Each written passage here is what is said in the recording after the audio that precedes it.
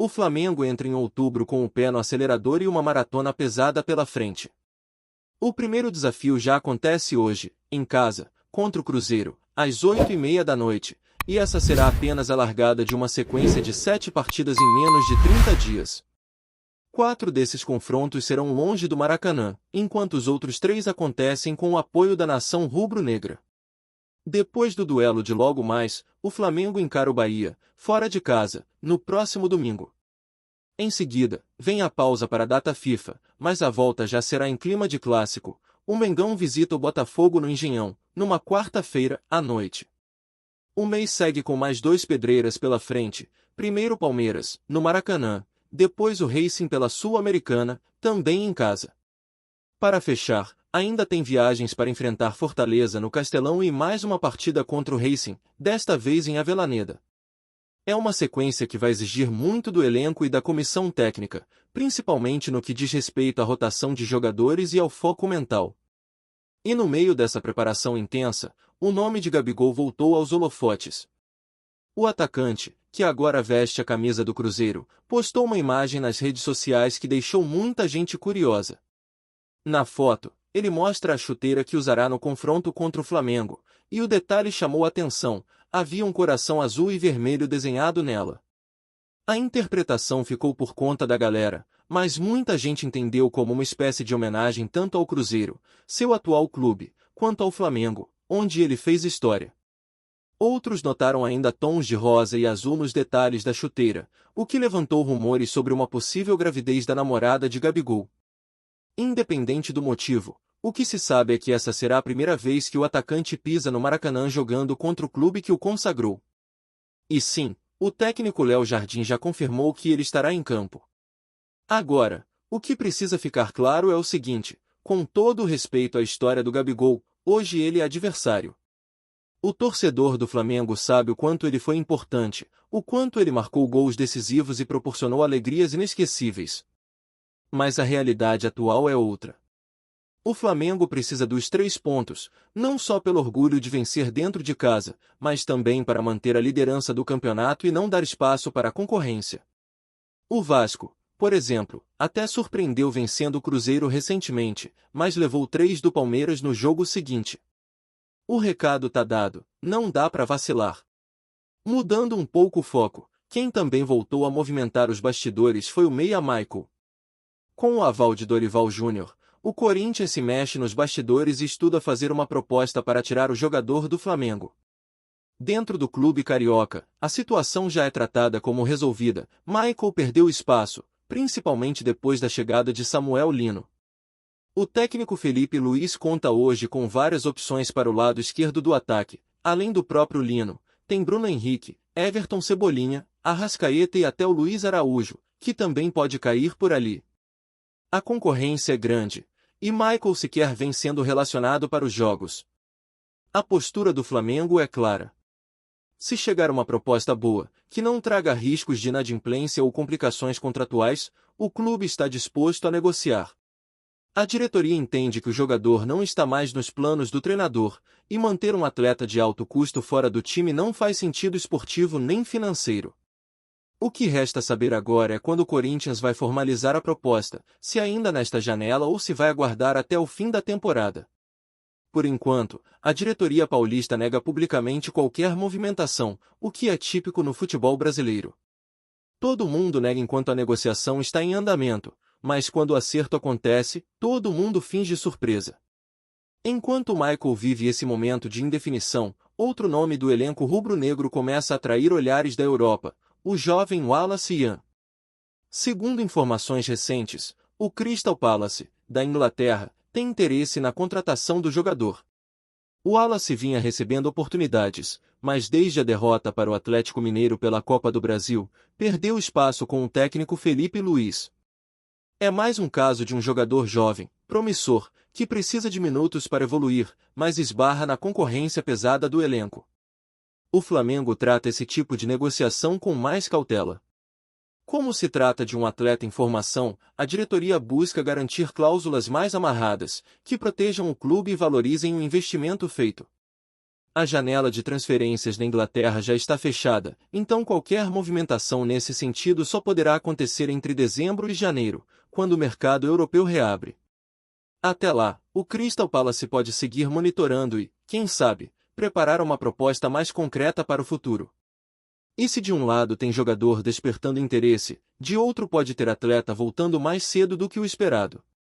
É o caso de Matheus Gonçalves, que está emprestado ao Al-Ahly, da Arábia Saudita. Acontece que existe uma cláusula no contrato que permite a rescisão do vínculo caso ocorra atraso no pagamento da transferência. E foi exatamente isso que aconteceu. O prazo para o pagamento de uma parcela terminou na última segunda-feira, e até agora o Flamengo não recebeu. Diante disso, o clube estuda entrar na justiça para anular o contrato e trazer o jogador de volta ao Rio de Janeiro.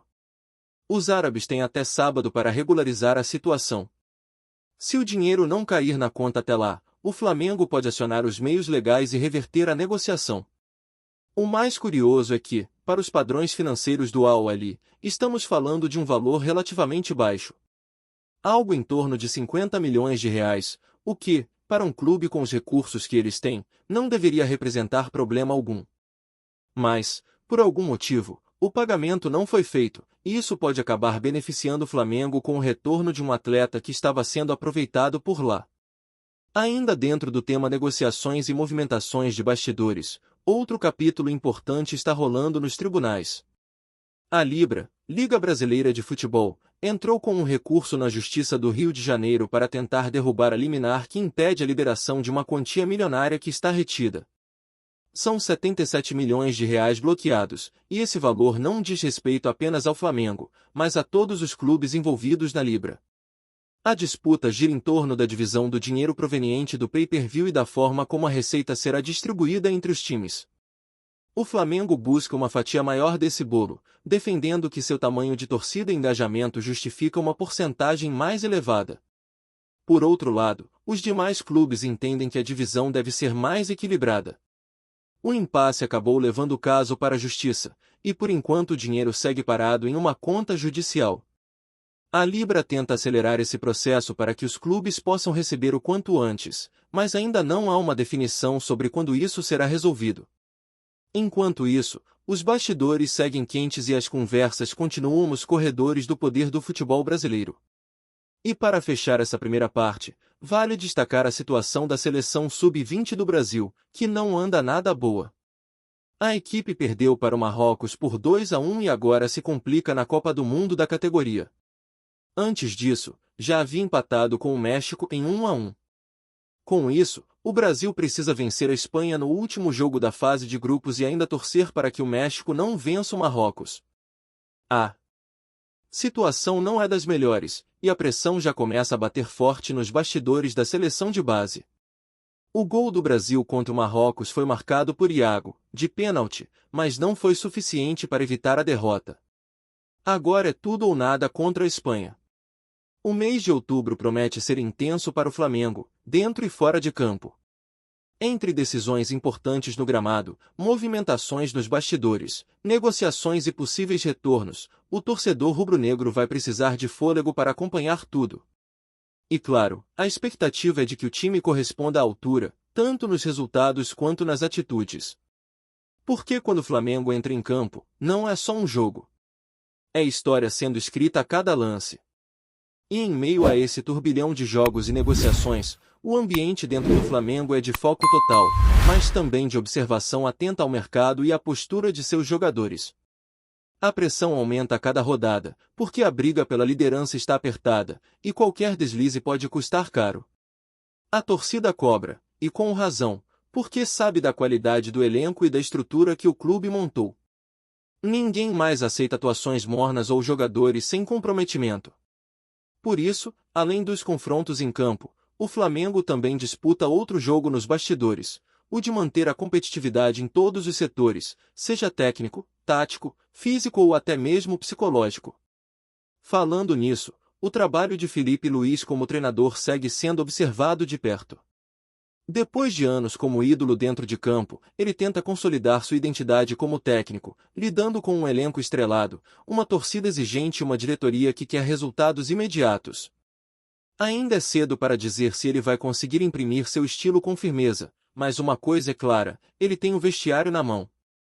A maneira como conduz os treinos, a escolha das peças e até mesmo as entrevistas deixam claro que Felipe sabe o que está fazendo. Mas também entende que o sucesso virá com vitórias, e não apenas com boas ideias. E nesse momento, toda escolha faz diferença. Escalar um jogador errado, insistir com quem não está rendendo ou deixar no banco alguém que poderia desequilibrar são decisões que podem mudar o rumo de uma partida e de um campeonato. Felipe Luiz parece ter entendido isso. Por isso, optou por dar mais minutagem a jogadores como Samuel Lino, que chegou com muita moral e já mostrou potencial. Por outro lado, atletas como Michael e Wallace Ian vão ficando de lado, justamente porque o treinador prioriza intensidade, leitura tática e comprometimento com a ideia de jogo. Não é pessoal, é futebol. E num clube como o Flamengo, quem vacila, dança. Mas o extracampo também vem pesando. A situação envolvendo a Libra é só um dos exemplos de como os bastidores influenciam diretamente o dia a dia dos clubes. O bloqueio de 77 milhões de reais é uma dor de cabeça para todo mundo. O Flamengo entende que merece mais por sua representatividade, enquanto os demais clubes querem igualdade. É um debate antigo no futebol brasileiro, como dividir a grana de maneira justa, sem comprometer o equilíbrio da competição, mas também sem ignorar o tamanho de quem gera mais audiência e atrai mais investimento. Enquanto essa novela se arrasta, os cofres ficam travados, os pagamentos atrasam e os planejamentos ficam no ar. E é exatamente nesses momentos que os dirigentes precisam agir com inteligência. Saber quando pressionar, quando recuar, quando ceder e quando bater o pé. O Flamengo, com a força que tem, precisa usar essa vantagem com sabedoria, sem arrogância, mas também sem se deixar diminuir. Afinal, o clube vive um momento de protagonismo que precisa ser sustentado com atitude. E parte dessa atitude está em saber negociar, seja para trazer reforços, seja para segurar talentos ou até para liberar quem não está mais nos planos. Aliás, falando em liberar, a possível volta de Matheus Gonçalves mostra que, no futebol, tudo pode mudar de uma hora para outra. Um atraso no pagamento lá na Arábia pode significar o retorno de um jogador que até então já tinha um futuro definido longe da Gávea. E essa cláusula de rescisão é mais comum do que parece, ainda mais em negociações internacionais. O Flamengo, que não costuma dar ponto sem nó, se protegeu juridicamente. Agora aguarda. Se o dinheiro cair, segue o acordo. Se não cair, o jogador volta. Simples assim. E numa maratona como a que o clube vai enfrentar em outubro, ter mais uma opção de velocidade e drible no elenco pode ser um reforço e tanto. O curioso é ver como alguns clubes árabes, mesmo com tanto poder financeiro, acabam vacilando na parte contratual. É como se a abundância de recursos fizesse com que alguns dirigentes não se preocupassem com prazos ou cláusulas. Mas no futebol profissional, isso pode custar caro. E o Flamengo, que já lidou com situações parecidas, aprendeu a se proteger. Hoje, cada negociação envolve advogados, cláusulas minuciosas e garantias que evitem prejuízos. O caso do Matheus Gonçalves é só mais um exemplo de como o clube aprendeu a jogar duro também fora de campo. E se tem jogador podendo voltar, também tem gente com um pé na Europa. O Wallace Ian, apesar de ter perdido espaço, continua sendo observado de perto por olheiros e clubes do exterior. O Crystal Palace aparece como o principal interessado, mas como a janela está fechada na Inglaterra, qualquer movimento só poderá acontecer no fim do ano. Até lá, o Flamengo vai seguir monitorando, mas sem pressa. Não é só vender por vender. A ideia é valorizar o ativo, garantir bônus por metas, manter percentual de revenda. Enfim, o clube sabe que, se souber negociar, pode transformar promessas em cifras milionárias. E nesse ponto, a diretoria tem acertado mais do que errado. Mas o que realmente vai ditar o tom das próximas semanas são os resultados dentro de campo. Porque se o time embalar nessa sequência pesada de outubro, tudo muda. A pressão diminui, a confiança cresce, os jogadores se soltam e até os bastidores ficam mais leves. Agora, se tropeçar nos primeiros jogos, a turbulência vem forte. E com ela, as cobranças, as dúvidas, as teorias. O futebol é assim. E no Flamengo, tudo ganha uma proporção ainda maior. Tá curtindo o vídeo? Então deixa aquele like maroto, comenta aí o que tu tá achando e compartilha com os parceiros de arquibancada. Bora fortalecer o Central Rubro-Negro, rapaziada. O mundo do futebol rubro-negro está em polvorosa. O meia uruguaio Jorginho de Arrascaeta, um dos pilares do Flamengo nos últimos anos, surpreendeu a torcida ao anunciar sua saída do clube carioca. A notícia, ainda envolta em mistério, gerou imediatamente um burburinho nas redes sociais e nos bastidores do futebol brasileiro, com especulações sobre o futuro do jogador e os impactos para o elenco.